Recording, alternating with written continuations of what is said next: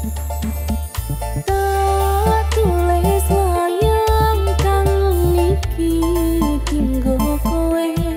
saya ngumpet gede rasa